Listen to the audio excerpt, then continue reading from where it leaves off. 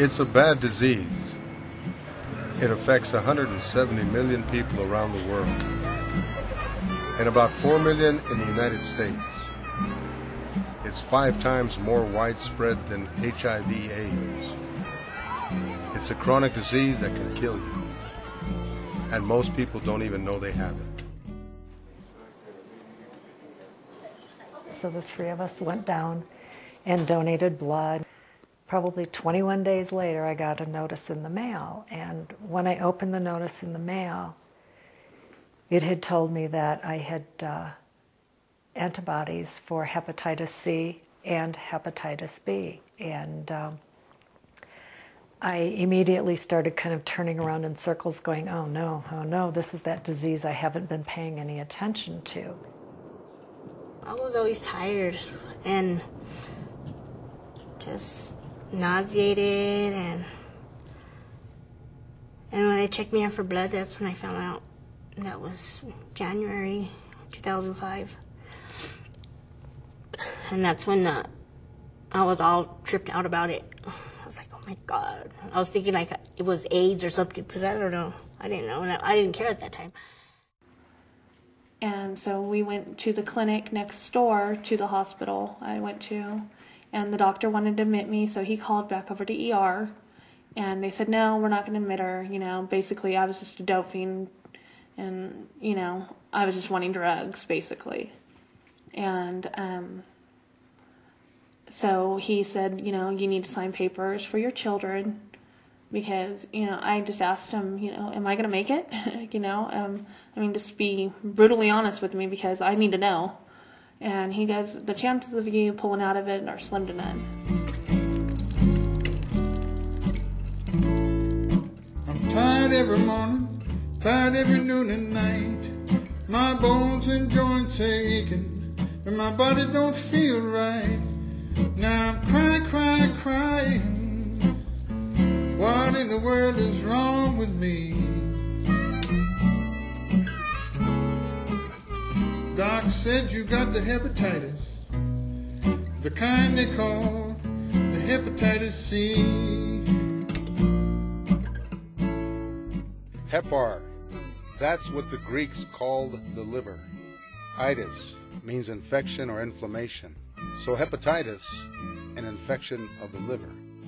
There are 3 main kinds of hepatitis, caused by 3 different viruses: Hep A, Hep B, and Hep C. We'll call them the liver brothers. And the liver brothers all behave differently. Hepatitis A makes you sick after eating food or drinking water contaminated by the virus. You can develop jaundice. Your skin turns yellow, you lose your appetite, ache all over, feel tired for weeks or months. But then the vast majority of folks recover completely. There's now a vaccine that prevents hepatitis A. The hepatitis B virus is transmitted through blood and other bodily fluids, so you can get it from injecting drugs or getting a tattoo with a dirty needle, from sexual contact, or a contaminated blood transfusion. Hepatitis B can lead to chronic liver disease and liver cancer, but like Hep A, there's now a vaccine that can prevent it. And hepatitis C, it's yet a different story. I've always been real honest about what I have and that it can happen to anyone. And when I was first diagnosed, my close friends, they're an older couple, and he would say to me, "Well, you don't have to tell people that you have that, you know." And I would say, why? And he said, well, I don't want them to think you're, you know, a prostitute or something. And that was what his idea of hepatitis C was.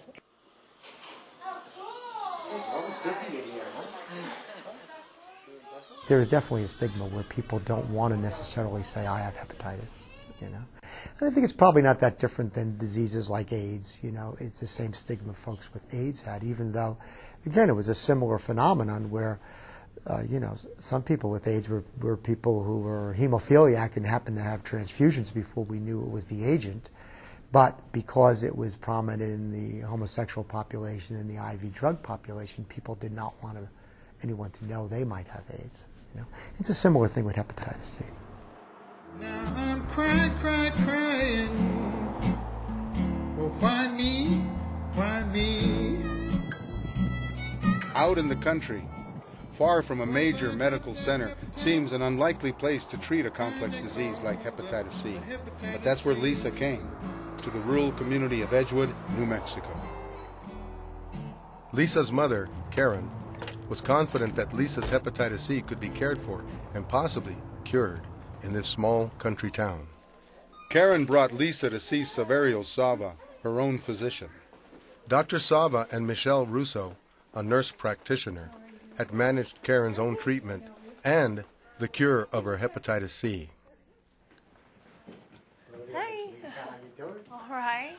Your day has arrived. Come on I down. know. Let's talk a little bit. Okay. Do any exam stuff. You know, my liver was hurting, my gallbladder, my spleen shut down, and my liver stopped functioning.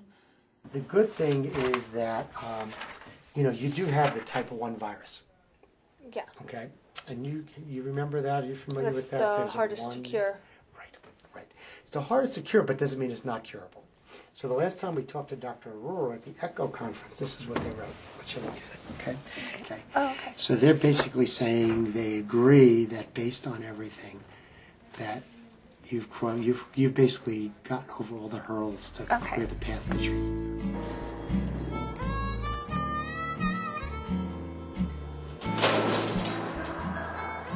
Prison walls are incubators for Hep C. Needle sharing, prison tattoos, and body piercings spread the disease inside the walls, and when inmates are released, Hep C spreads outside. Only now are prison medical authorities beginning to take action. According to studies, as many as 40% of U.S. inmates are infected. About 1/3 of people with Hep C will develop cirrhosis of the liver. 5 to 10% will get liver cancer. But research also shows that successful treatment, although expensive, is cost-effective, because the cost of treating Hep C's complications can be enormous. At 30 years old, that's when I started doing heroin. And I was like, couldn't believe that I took a little MRM. I thought I never would, but I did. And so I got a hepatitis C, and I found out here, when I got here, that I had it. And I never even knew that I had it. I believe that I had a blood transfusion in the early 60s, possibly the late 50s. It might have been in 1959.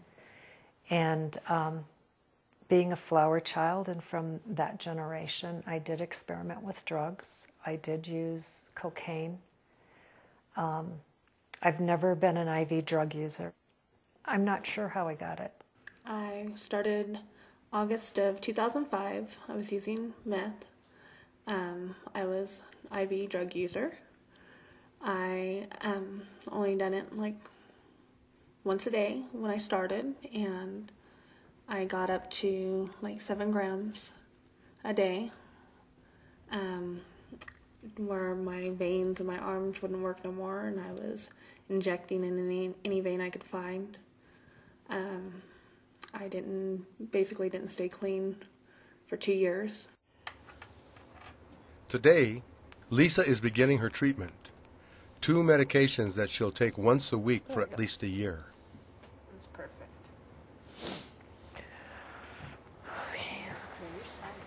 Interferon and ribavirin, antiviral drugs, provide the best chance to eliminate the virus. About 50% of patients can now be cured with this combination, but usually not without significant side effects, like fatigue, anxiety, depression, and flu-like symptoms. Dr. Sava and Michelle will monitor Lisa's symptoms and lab tests on a regular basis. Tell me how you're doing with the shot, because I know you're nervous about that. When I did my own injection last week, and I left, and I was actually okay. I don't want to get high, so that's what I was like. That's what my whole panic was about, was sticking myself and thinking I'm gonna want to get high, And no, I didn't. It didn't have that context for you? No, not at all. Okay. So it was good. It was a relief. I was like, I even started crying. I was like, oh my God. Good. Telling my boyfriend in the car, I was like, I don't want to get high. And he's like, well, that's good. I'm like, well, yeah, but, I just stuck myself. I know a lot about hepatitis C because everybody I know pretty much has it. My first husband ended up with it when I was 19. And they told me, it's mainly IV drug use, of contracting it, and you don't have to worry about it so much with sex. And because I never used then. And my current husband has it also. I found out when my daughter was a baby.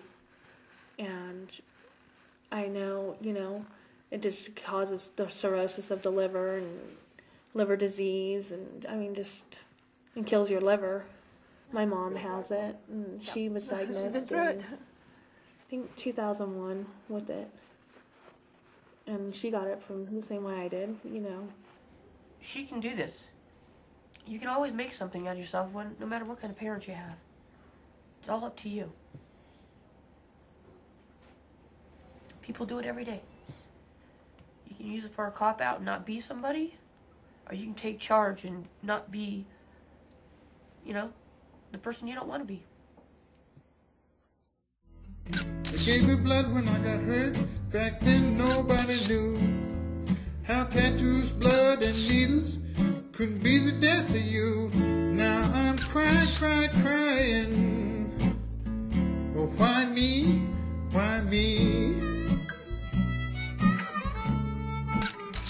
'Cause I got that hepatitis, the kind they call the hepatitis C.